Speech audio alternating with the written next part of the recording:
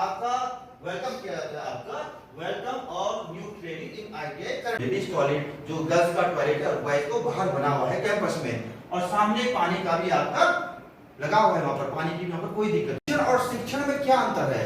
और शिक्षण बच्चे सारे यूनिफॉर्म में आप लोगों ने बनवा दी है। दूसरा है आप लोग सब टाइम पे आ रहे हो। इलेक्ट्रॉनिक मैकेनिक, आज इलेक्ट्रॉनिक मैकेनिक का सबसे बड़ा फील्ड है, सबसे बड़ा।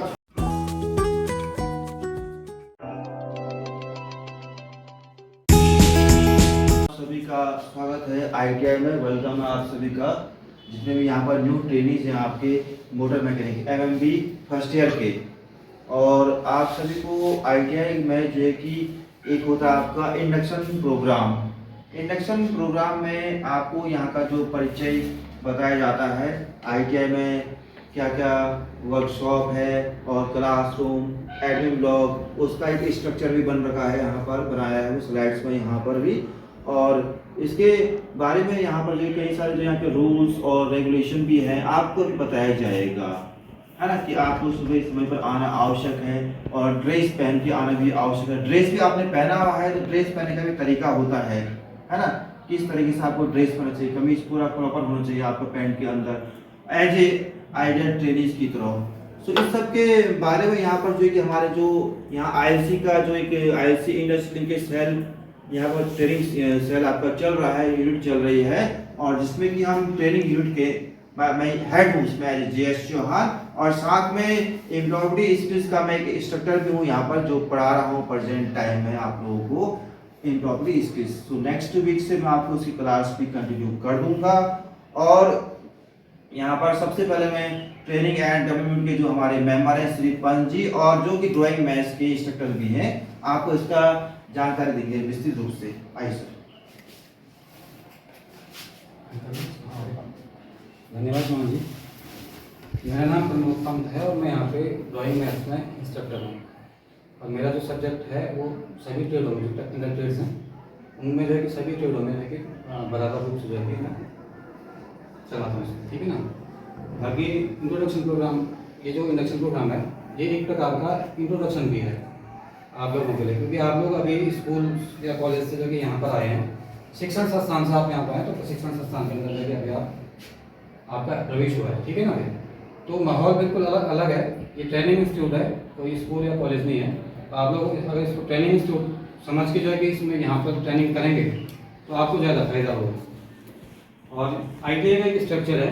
आईटीआई समझ के जैसे आप इंडस्ट्री का नाम सुना है आपने, इंडस्ट्री में फैक्ट्रीज होती है, कंपनीज होती हैं, वर्कशॉप होती हैं, उसी का एक प्रकार से छोटा सा एक मॉडल है जो आईटीआई हमारा यहाँ पर है, या उत्तराखंड में या पूरे देश में जितने भी आईटीआई है वो इंडस्ट्री का एक छोटा सा रूप है। आपको इंडस्ट्री के माहौल को ही जो है कि सिखाता है, ठीक है ना। आपकी 8 घंटे की ट्रेनिंग है, वही ट्रेनिंग जो है कि आपको इंडस्ट्री में भी मिलती है। यहाँ पर एक छोटा सा ट्रेनिंग के लिए जो है कि एक स्लाइड है इसमें पीपीटी इंडक्शन प्रोग्राम का, क्योंकि यहाँ पर अभी नया काम हुआ है। आप लोग जब नए यहाँ पर आए तो आप लोगों के लिए बिल्कुल नया सा बिल्डिंग भी नया है, फर्नीचर नया है, मशीनरी नहीं है, तो ये सब कुछ अभी जो है कि नया रिपेयरिंग हुआ है। ये लॉबी है जहाँ पर आपने इंट्रेंस करना है, ठीक है ना। ये एडमिन ब्लॉक है, यहाँ पर जो है कि आपके निचले वाले जो फ्लोर पे जाएगी यहाँ पे ऑफिस स्टाफ यानी कि प्रशासन एडमिन ब्लॉक, ठीक है। आपकी ट्रेनिंग संबंधित जो भी गतिविधियाँ हैं या हमारे जो इंस्टीट्यूट के जितने भी कर्मचारी हैं उनके जो लेखा जोखा का काम है, और साथ में प्रिंसिपल का भी ऑफिस जाएगी, इस वाली लाइन में जाएगी, आप देख सकते हैं। फिर आईटीआई का स्ट्रक्चर इस प्रकार से होता है। यहाँ का जो मुखिया होता है वो प्रिंसिपल है, ठीक है ना। ये प्रिंसिपल के नीचे जो है कि ऑफिस का जो मैं बताता हूँ, ऑफिस का मुखिया चीफ जो होता है वो चीफ एडमिनिस्ट्रेटिव ऑफिसर, मुख्य प्रशासनिक अधिकारी होता है। और ट्रेनिंग हम लोग यहाँ पे वो कर रहे हैं, टेक्निकल ट्रेड्स और नॉन टेक्निकल में उनका जो सर्विसर हुआ तो फोरमैन होता है, वो चीज़ यही देखते हैं। तो इनके अंदर जो कि सारी चीज़ें हैं, सभी जगह डिपार्टमेंट जो कि अलग उसमें जो कि इसमें बताए गए हैं। और हमारा जो मेन काम है वो इस चीज़ को समझना है। हम जो है कि फोरमैन के अंदर हैं, इंस्ट्रक्टर्स जो यहाँ पर हैं, हमारे नीचे जो है कि ट्रेनिंग्स है, ठीक है ना। ये चीज़ इसका ये आईटीआई का एक स्ट्रक्चर है। यहाँ पर वर्कशॉप भी हैं, ये मैकेनिक मोटर व्हीकल की वर्कशॉप है, साथ में जो है कि यहाँ पे इलेक्ट्रिशियन की वर्कशॉप है, और इधर जो है कि टॉयलेट्स हैं लेडीज और जेंट्स आप लोगों के लिए जो है कि सभी सुविधाएं यहाँ पे उपलब्ध है। ये मीटिंग हॉल, आईटी लैब और इलेक्ट्रॉनिक्स लैब है, जो कि आप नीचे सीढ़ी के जैसे बगल को देख रहे होंगे। ऊपर वाले में जो है कि यहाँ पे मीटिंग हॉल है, कॉन्फ्रेंस हॉल है। जब भी आप कोई एक्टिविटी होगी तो वहीं पर हम लोग आप यहाँ पे उस चीज़ को संचालित करेंगे। और नीचे जो है कि यहाँ पे एक है इलेक्ट्रॉनिक्स की लैब है, जो कि इलेक्ट्रॉनिक्स ट्रेड वालों के लिए है, और यहाँ पर आईटी लैब है, यहाँ पे कंप्यूटर्स आप लोगों के लिए जो है कि उपलब्ध रहेगा। तो ये एक छोटा सा समरी है इस आईटीआई की, तो इस चीज़ को आप पहले तो भली बात समझ लें। और बाकी मैं वही पहले कह चुका हूँ कि ये ट्रेनिंग इंस्टीट्यूट है, इसका कुछ लिमिटेशंस हैं इसकी।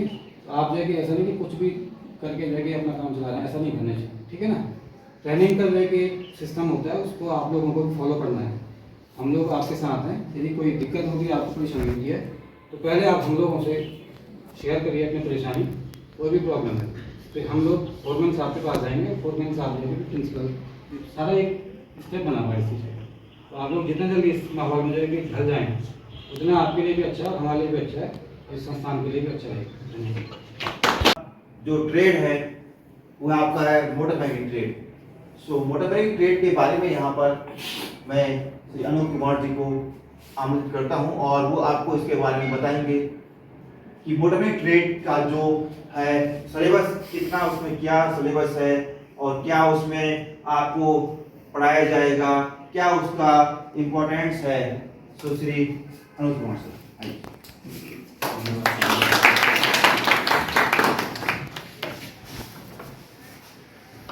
प्रिय बच्चों, बड़ी खुशी की बात है आप लोगों का मोटर मैकेनिक व्यवसाय में प्रवेश हुआ है, क्योंकि इस ट्रेड में आने वाले दिनों में आप देख रहे हैं इंडस्ट्री में सबसे ज़्यादा वैकेंसियाँ, सबसे ज़्यादा बच्चे हमारे ट्रेड के जाते हैं। और हमको भी ये खुशी होती है कि हमारे बच्चे ज़्यादा से ज़्यादा हर कंपनी में अपना दाखिला करें, वहाँ अपना अप्रेंटिस करें, नौकरी, अपना रोज़गार और स्वरोजगार भी अपनाएं। आपको मालूम है कि हमारा ट्रेड, जो हमारा ट्रेड कोड है वो है 1008। क्या है? 1008। डीजीटी के मानक के अनुसार हमारा ट्रेड कोड है 1008, और हमारा NSQF national skill framework qualification. तो जो NSQF है ये लेवल हमारा है 4। ये इन्होंने पहले 5 था, ये 1-2 साल से इन्होंने इसको कम कर दिया, ये 4 में आता है। परीक्षार्थी यहाँ पे जितने भी ट्रेनिंग्स हैं 2 वर्ष के लिए यहाँ पे प्रवेश होता है, और प्रत्येक वर्ष में बच्चे को हमारे इसमें 1200 घंटे काम करना पड़ता है। 1200 घंटे में क्या क्या है? ट्रेड प्रैक्टिकल है, ट्रेड थ्योरी है और एम्प्लॉयबिलिटी स्किल है। इसमें ड्राइंग मैथ्स भी है, क्योंकि आपको इसमें जब आपका प्रवेश हुआ था उसमें आपको गणित विज्ञान बहुत कंपलसरी बताया होगा उन्होंने, और आपका तभी आपका यहाँ पे सिलेक्शन हुआ। आपकी एज भी 14 वर्ष मिनिमम रखी है, उससे ऊपर हो जाए लेकिन उससे कम नहीं होनी चाहिए। तो आपको 1200 घंटों में से जो 840 घंटे है आपके प्रैक्टिकल है, 840, 240 आपके थ्योरी के हैं और 120 घंटे आपके एम्प्लॉयबिलिटी स्किल के। ये काम कर लेते हैं आप 1200 घंटे साल भर तक कर लेते हैं। इसके बीच में भी आपको OJT ऑन जॉब ट्रेनिंग के लिए आपको कंपनी नियर बाई कहीं कंपनियां हैं तो उसमें भेजा जाता है, जो कि आपको वहाँ ट्रेनिंग करना पड़ता है इससे संबंधित। नहीं तो आपको पता कैसे चलेगा, क्योंकि ITI में तो कम है, इतने भले संसाधन सरकार ने इतने मौजूद कर दिए हैं लेकिन उतना भी पर्याप्त मात्रा में नहीं है। थोड़ा बहुत कमी बेसी होती है, लेकिन हम उनको डायरेक्टली, क्योंकि यहाँ थ्योरी का भी चलता है, प्रैक्टिकल का भी चलता है, तो वहाँ तो केवल एक ही काम करना पड़ता है। आई समझ में? हमारे ITI कितने ट्रेड हमारे यहाँ चल रहे हैं 132 ट्रेड, जिसमें कि 70 आपकी इंजीनियरिंग है और 62 आपके नॉन इंजीनियरिंग ट्रेड चल रहे हैं ट्रेड के अंदर। आई समझ में? जब आप ITI पूरे कर लेते हैं फिर दूसरे साल में भी यही प्रक्रिया होती है, उसके बाद आप अप्रेंटिस करते हैं। अप्रेंटिस 1961 भारत अधिनियम के तहत एक एक्ट बनाया गया जिसमें कि बच्चे को पास आउट करने के बाद अप्रेंटिस करनी होती है, और उसके बीच में भी उसकी RI classes, interactive, induction, relative class से संबंधित उसका टेस्ट होता है। उसमें पहले तो 1490 रुपये था, 1490 से 2220 रुपये तक, अब उन्होंने बढ़ा करके 7000 से 10,000 के मध्य में कर दिया अप्रेंटिस के लिए। मिनिमम कह रहा हूँ, उससे ऊपर तो जितना भी कंपनी चाहे तो एडवांस दे सकती है, लेकिन कम से कम 7,000। बाकी यहाँ पे जो ITI का जो उद्देश्य है, कुशल कारीगर को तैयार करना, बेरोजगारी को दूर करना, लघु एवं स्वयं का उद्योग को प्रोत्साहन करना है। ये आपकी जो भविष्य है कहाँ उभर सकता है, स्वयं की वर्कशॉप हो सकती है, कार्यशाला का फोरमैन भी बन सकता है। आपके ट्रेनिंग जितने भी पास आउट होने के बाद, अप्रेंटिस करने के बाद, CTI करोगे इसके बाद भी, और किसी रेल या सेना में इंजन ऑपरेटर के पद पे हो सकता है, किसी कंपनी में सेल्स मैनेजर के पद पे भी हो सकता है, और सरकारी ITI या निजी ITI में भी अनुदेशिक के पद, प्राइवेट भी हैं ITI, ठीक है ना। सरकारी नहीं है, कहीं प्राइवेट ITI भी है जो मालिक के खोल देते हैं, उनमें भी आपको वैकेंसी मिल सकती है। और आजकल तो ये अग्निवीर में भी आपको बोनस अंक ITI करने के बाद भी 40% बोनस अंक मिल जाते हैं, ठीक है बच्चों। बाकी ज़्यादा क्या कहूँ, बाकी आपको जी बताइए इसकी योग्यता के बारे में। तो मैंने आपको बता दिया कि आपको इसमें हाई स्कूल पास प्लस गणित विज्ञान के साथ ये कंपलसरी है। धन्यवाद। सुन सकते हैं, इतनी जल्दी हम इसे क्या करते हैं, लिख भी सकते हैं, ठीक है। लिखने के लिए क्या है, हमें उसको क्या करना पड़ेगा, संकेतों के माध्यम से उसको लिखना पड़ेगा, ठीक है। तो ये आपका परिचय है, आशुलिपि का यही परिचय है कि हम इसको क्या है, संकेतों के, ठीक। उसके बाद हम आते हैं शिक्षण हेतु योग्यताएं। हमें एक स्टेनोग्राफर बनने के लिए हमारे अंदर क्या योग्यताएं होनी चाहिए और हम इसको किस प्रकार से कर सकते हैं। तो सबसे पहले इसके लिए योग्यताएं होती है 10वीं अथवा 12वीं पास होना क्या है, इसमें अनिवार्य है, ठीक, क्या है इसमें अनिवार्य है। उसके बाद है आशुलिपि। यहाँ तो आप ठीक है, आपने आशुलिपि कर दिया, यानी आपने स्टेनो कर दिया है।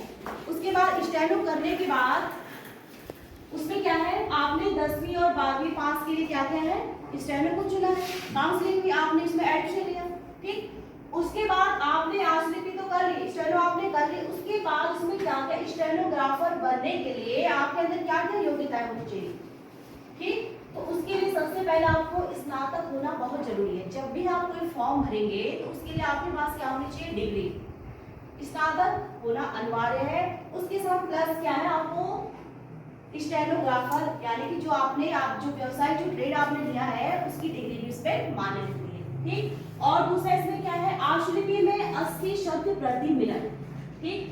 80 शब्द प्रति मिनट का मतलब क्या है, जो तो आपकी स्पीड होनी चाहिए 80 शब्द प्रति मिनट, तभी आप एक कुशल स्टेनोग्राफर बन सकते हैं, ठीक।